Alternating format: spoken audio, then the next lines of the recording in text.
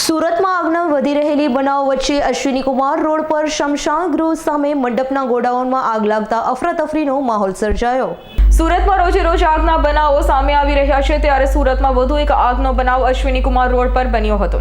Ashwini Kumar road પર સ્મશાન ગૃહની સામે મંડપના ગોડાઉનમાં ભીષણ આગ લાગી હતી, જેને લઈ ફાયર વિભાગ ઘટના સ્થળે પહોંચ્યો હતો। જો કે આગ લાગતા આખા વિસ્તારમાં અફરાતફરી મચી ગઈ હતી, જ્યારે 9 જેટલા ફાયર સ્ટેશનની 15 થી 17 ગાડી ઘટના સ્થળે પહોંચી હતી અને પાણીનો મારો ચલાવી આગ પર કાબુ મેળવવાનો પ્રયાસ કરી ભારે જહેમત બાદ આગ પર કાબુ મેળવાયો હતો।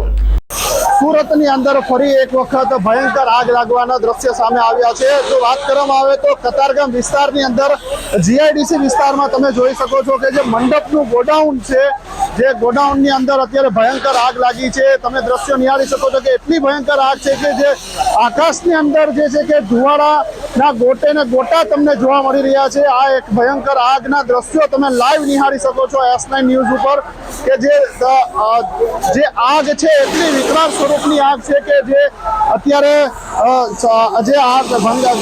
જે ગોડાઉન છે મંડપનું ગોડાઉન, મંડપના ગોડાઉનમાં ભયંકર આગ લાગતાની સાથે તે છે કે ફાયરના જવાનો સતત પાણીનો મારો ચાલુ કરી દેવામાં આવી છે। ઘટનાની જાણ થતાની સાથે જે છે કે ફાયરની 10 ગાડી અત્યારે ઘટના સ્થળે આવી પહોંચી છે અને સતત પાણીનો મારો ચલાવી રહી છે।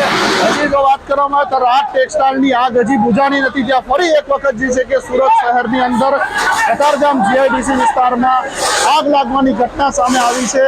ત્યારે આપણી સાથે સ્થાનિક અહીંયા જોડાયેલા છે। શું કહેશો, કઈ રીતની આગ છે ને કઈ જગ્યાએ છે?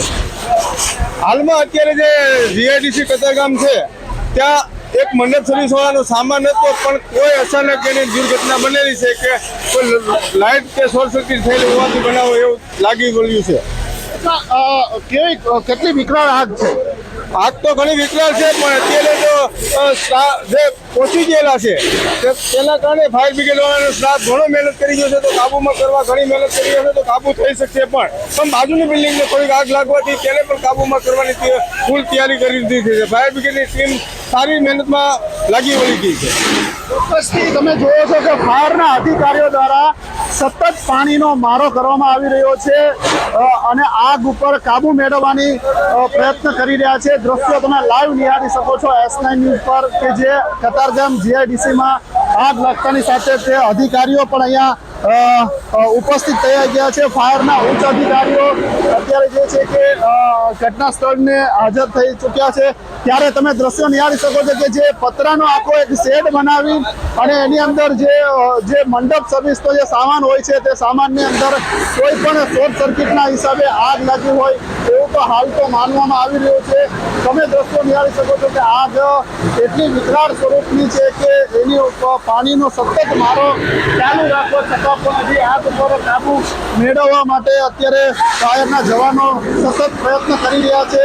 ફાયરના ઉચ્ચ અધિકારીઓ પણ અત્યારે ઘટના સ્થળે છે અને અત્યારે આપણે જે અહીંના જે ફાયર અધિકારી છે તેની સાથે આપણે વાત કરવાની કોશિશ કરશું, પરંતુ ફાયરના અધિકારીઓ તમામ જે છે કે અત્યારે આગ બુઝાવવાના આગ બુઝાવવા માટે પ્રયત્ન કરી રહ્યા છે।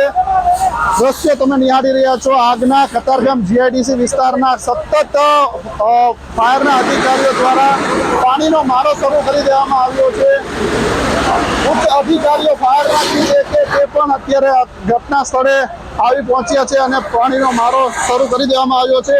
જે પતરાનો શેડ જે બનાવવામાં આવ્યો છે, જે ગોડાઉન છે, ગોડાઉનની બાજુની જે બિલ્ડિંગ છે, આ એક જગ્યાએ આગ લાગતાની સાથે બાજુની બિલ્ડિંગમાં પણ અત્યારે આગના ઘટના બની છે।